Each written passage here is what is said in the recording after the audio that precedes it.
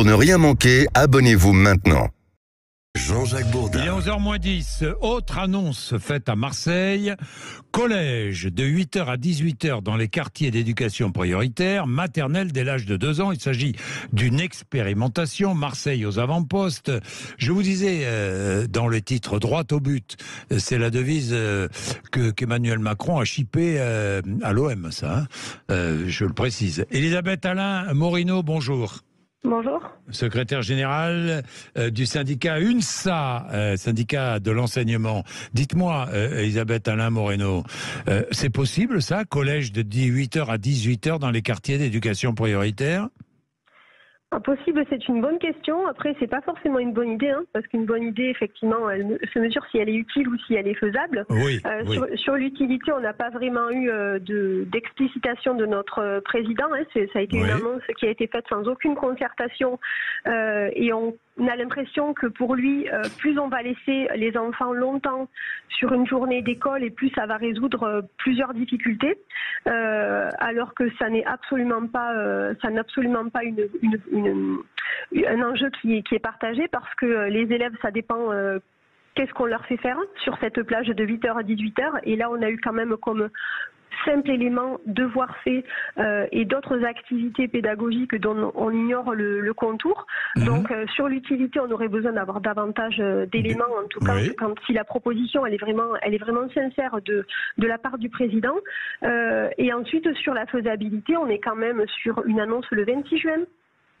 Quand les emplois du temps ont été organisés, quand les moyens en termes de personnel, que ce soit les personnels enseignants, les personnels AED, sont déjà arrêtés et sont figés, quand on a aussi une utilisation des locaux dans un établissement qui a été défini, et on sait à quel point ça peut être très contraint, notamment en lien avec les dernières annonces et en lien avec aussi le pacte.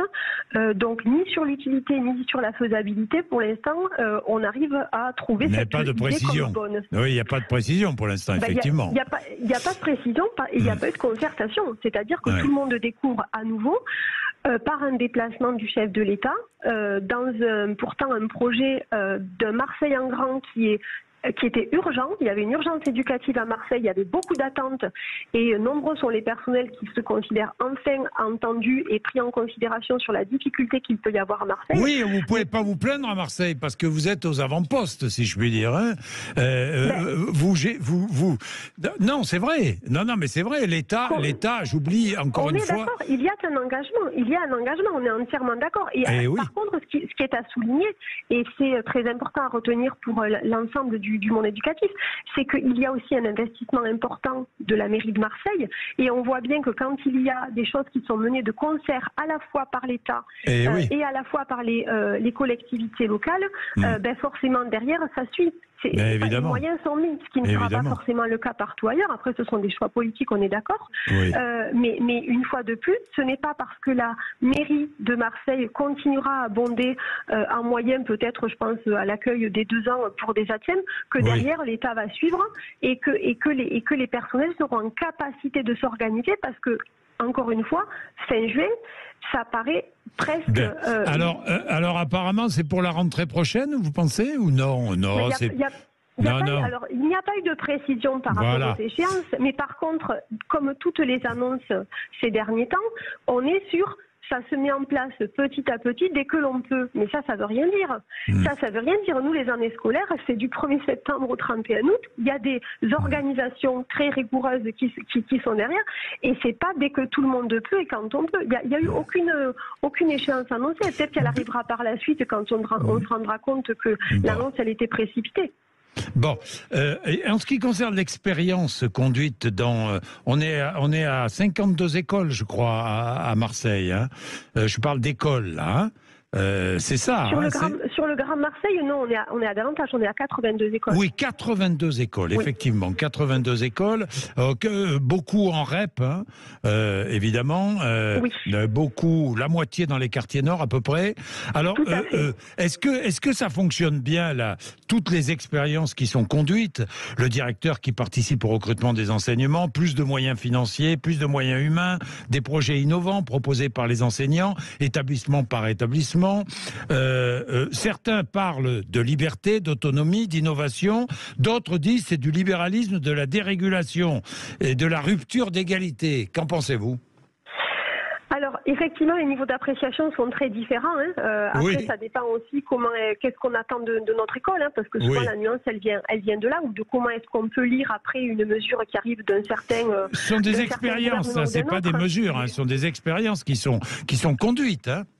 Ce sont des expériences, on est d'accord, mais il y a quand même eu la mise en œuvre, donc là on est sur du concret, donc c'est sur des choix qui ont été faits. Oui. Sur l'investissement, on le disait précédemment, sur l'engagement de l'État, effectivement il y a eu une prise de conscience, et ça c'est quelque chose qu'on entend souvent de la part des personnels, c'est-à-dire enfin on a vu la particularité de Marseille, et il y a eu énormément de moyens financiers supplémentaires qui ont été prévus, et ça permet de mettre en place des projets qui, pour nombreux, ne sont pas nouveaux. Pour beaucoup de projets qui étaient déjà en attente, il y avait beaucoup de frustration dans les équipes parce qu'il n'y avait pas les moyens pour pouvoir les mettre en place. Et après, ça a permis aussi à d'autres équipes de pouvoir s'investir dans des choses sur lesquelles ça restait timide ou ça restait à moindre coût parce qu'il n'avait pas la possibilité. Donc, il y a eu cet effet de pouvoir rentrer enfin dans des projets qui répondait à un besoin particulier de ce public-là, parce que les équipes connaissent les publics et connaissent les besoins. Après, il faut avoir les moyens pour pouvoir mettre en place, Mais par contre, après, sur la mise en œuvre, autant effectivement de la part de la municipalité de Marseille, il y a eu un gros investissement, des moyens qui ont été mis en plus, je pense notamment au bâti scolaire, parce que c'est un impact important quand on accueille les élèves, sur la mise à disposition de personnel, sur des adjoints qui sont en charge particulièrement de certains sujets pour les fournitures. Mais après, sur la réalité du quotidien des personnels, il y a quand même beaucoup de fatigue, et beaucoup de collègues disent nous on tient parce qu'on le fait pour nos élèves, mais par contre, il y a une charge de travail qui est importante parce que déjà aujourd'hui, à l'école, la charge de travail est très importante. Alors quand en plus on embrasse des projets supplémentaires parce qu'il y a une nécessité, ça fait beaucoup, et on devrait dégager du temps pour ces équipes pour leur permettre de s'investir vraiment sur les besoins de leurs élèves.